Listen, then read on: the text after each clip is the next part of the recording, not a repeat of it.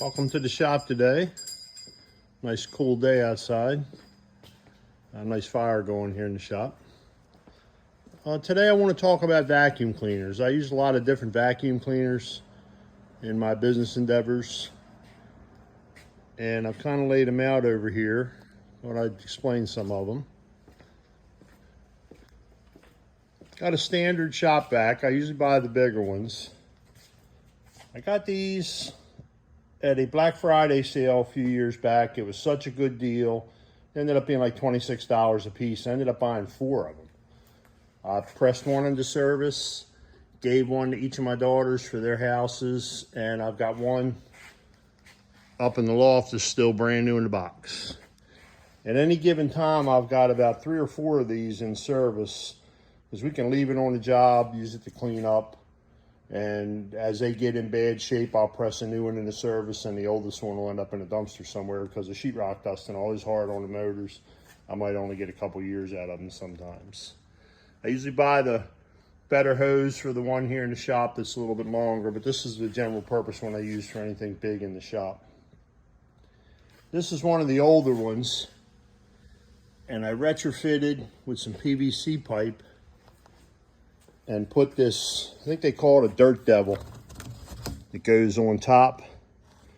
This is the one that I use over in the other building, and I can hook this to the back of my miter saw or to a table saw, and it really amazes me that 90% of the debris goes in here and hardly anything ends up down there with the filter. That works great for sucking up bigger stuff. You don't contaminate the filter so much. I got this one. If I'm doing a small job somewhere and I need a vacuum cleaner just to clean up a slight mess, I got to plane the door down, cut something, make an adjustment. It's easy to carry. It fits right in the front seat of the pickup truck, and I can take it just about anywhere. If I'm doing something really small, I've got this little cordless one. I take it a lot of times just if I want to vacuum out the cab on a piece of equipment or something on the job without having to worry about electricity. And the newest one, the neatest one I think I got, I set this one up and I did a lot of modifications to it. It's a little bit smaller one, but it's pretty powerful. I bought the longer, better hose kit. I mounted a piece of PVC pipe on the back with some plumbing standoffs so that I can get the motor on and off. And this is a nice holder just to drop the wand in.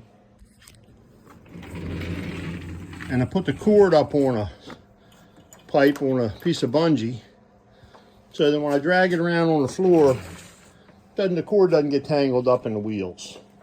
And this is the one I pretty much keep over here by the workbench, because I can pull this out, turn it on,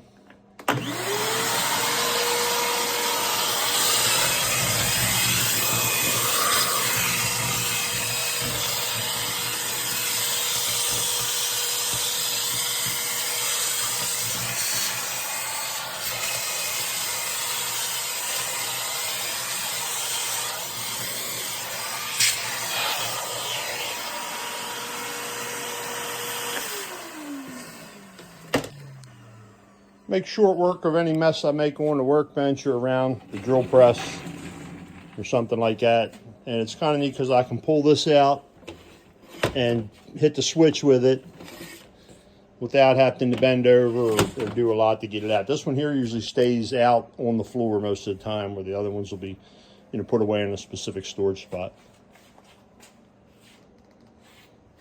So there you have it. These are different vacuums that I use in my profession. And someday I thought about maybe getting like a central vac with a hose on a reel and mounting it on the wall up here, because I think if I had about a 30-foot hose, I could reach just about anywhere in the shop. And it would just make it a lot easier to handle and roll the hose up nice and neat and keep it stored. One thing I forgot to mention is all my vacuums, I buy these mufflers. They clamp on and they go on the outlet side, and they cut down on a lot of the noise, help filter a little more of the dust coming out the back. I don't know technically how many decibels, but it is noticeably more quiet with it than without it. Well, there you have it. I hope this was helpful for you. Please hit the like button and feel free to subscribe. I would greatly appreciate it, and I'll see you on the next one.